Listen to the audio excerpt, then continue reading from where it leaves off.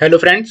आज हम करने जा रहे हैं लीड कोड का क्वेश्चन नंबर 3637 जो कि है ट्रोनिक एरे फर्स्ट। तो आप देख सकते हैं ये लीड कोड द्वारा गिवन एक इजी लेवल का क्वेश्चन है जिसके टॉपिक्स हैं मिड लेवल एरे और वीकली कॉन्टेस्ट 461 में भी आ चुका है। तो क्वेश्चन पढ़ने से हम क्वेश्चन की शुरुआत करते हैं। You are given an integer array nums. आपको एक इंटीजर एरे नम्स गिवन है ऑफ लेंथ एन, जिसकी लेंथ है N. An array is trionic. एक एरे तब ट्रोनिक कहा जाएगा इफ देयर एग्जिस्ट इंडेक्सेस, जहाँ पे इंडेक्सेस दे रखे हैं कुछ इस टाइप के, सच दैट नम्स जीरो से लेके पी तक की जो वैल्यू होगी वो स्ट्रिक्टली इंक्रीजिंग होगी, नम्स पी से लेके क्यू तक की जो होगी वो स्ट्रिक्टली डिक्रीजिंग होगी, और नम्स क्यू से लेके जो एन माइनस वन तक की होगी वो भी स्ट्रिक्टली इंक्रीजिंग होगी। रिटर्न कर देंगे true if nums is trionic, otherwise return कर देंगे हम फॉल्स।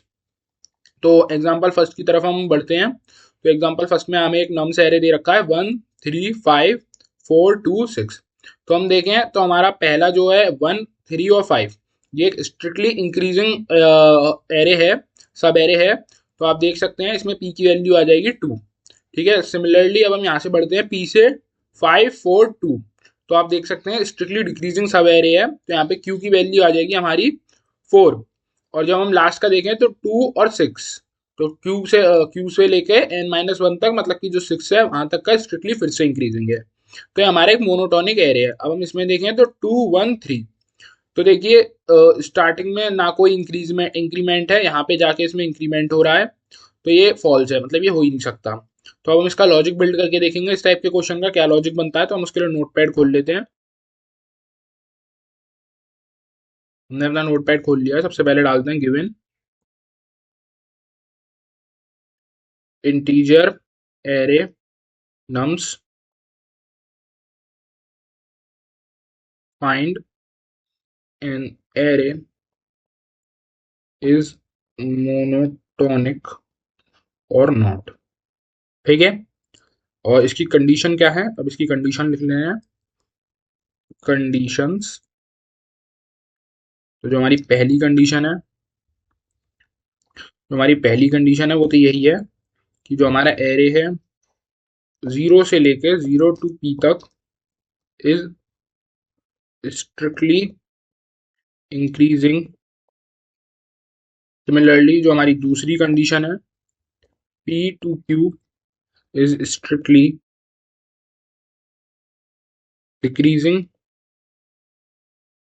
और जो हमारी थर्ड वाली है condition Q to n-1 is again strictly increasing।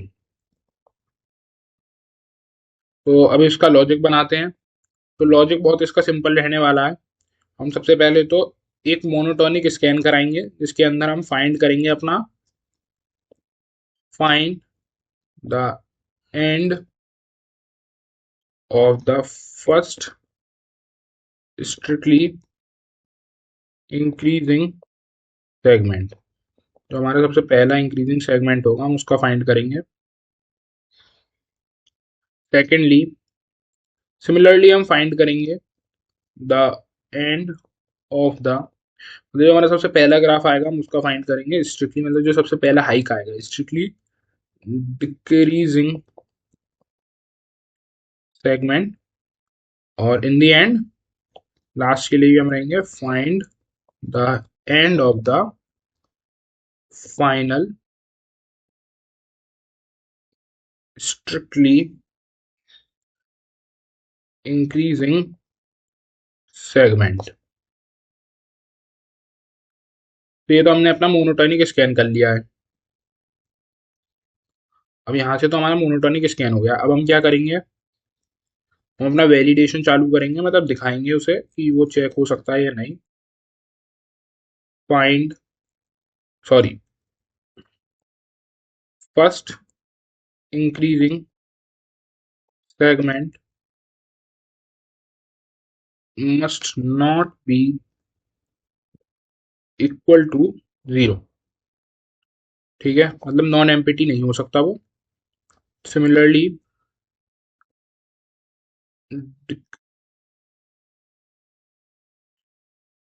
Decreasing segment must not be equal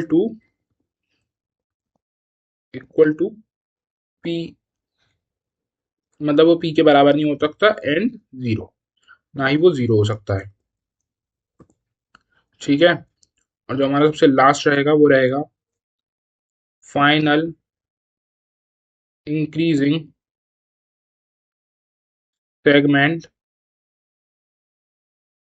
must not be zero and reaches the end point of array, अगर वो रीच करता है तो। ठीक है, अब हम इसी चीज को अब यूज करेंगे। पहले इन तीनों को करवाएंगे हम, फिर ये अपने आंसर में जब हम रिटर्न करा रहे होंगे तब इन तीनों का वैलिडेशन चेक कराएंगे।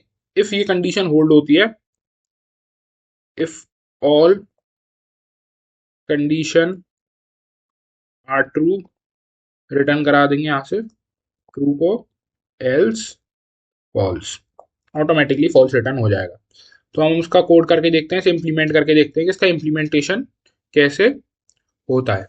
तो हम इम्प्लीमेंटेशन वाले पार्ट पर आ चुके हैं। Int n equals to nums dot len, सबसे पहले हमने अपने एरे की उसमें int i equals to one, हमने सबसे आई को one value Lee.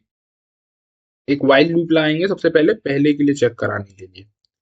N and nums box bracket i minus one is lesser than nums box bracket i, यहाँ से आई प्लस प्लस होता रहेगा। और फिर हम अपना int P is equals to i minus one, यहाँ पे हमारा पी के अंदर हम आई की वैल्यू स्टोर करा रहे हैं। सबसे पहले हमने स्ट्रिक्टली इंक्रीजिंग के लिए चेक कराया, जहाँ पे हमारा स्ट्रिक्टली इंक्रीज होना बंद कर गया, उसके यहाँ पे हमने पी की वैल्यू स्टोर करा दी।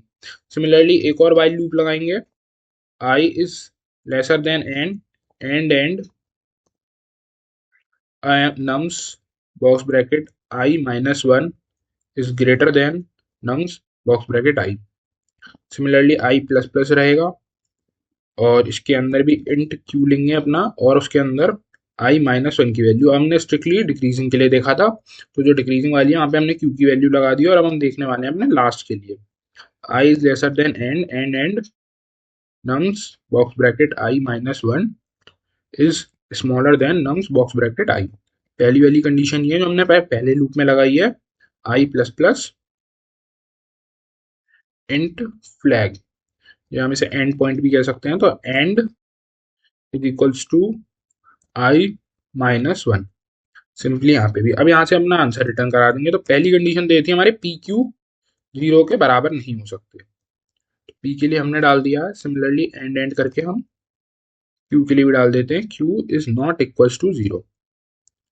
तीसरी हमारी कंडीशन क्या थी, ब्रैकेट गलत लग चुके हैं, Q is not equals to zero. तीसरी हमारी कंडीशन क्या थी कि जो हमारा फ्लैग है वो, मतलब जो हमारी एंडिंग है, सॉरी, वो हमारी मैच करनी चाहिए एन माइनस वन से, पहली चीज। एंड जो हमारी एंडिंग है क्यू के बराबर नहीं हो सकती। तो हम इसका रन करा के देखते हैं अपने कोड को। यहाँ पे सेमी कॉलन की दिक्कत आ चुकी है, शायद मैंने स्टेटमेंट एंड नहीं करी है, कोई नहीं, कर दे रहे हैं हम। दोबारा से रन करा के देखते हैं कोड को। तो हमारा कोड सक्सेसफुली रन हो चुका है, अब इसे सबमिट करा के देखते हैं। तो हमारा कोड सक्सेसफुली सबमिट भी हो चुका है, और यही एक अच्छे अप्रोच रहती है इस टाइप के क्वेश्चन को करने के लिए। So that's it for today, बाकी हम आपसे कल मिलते हैं।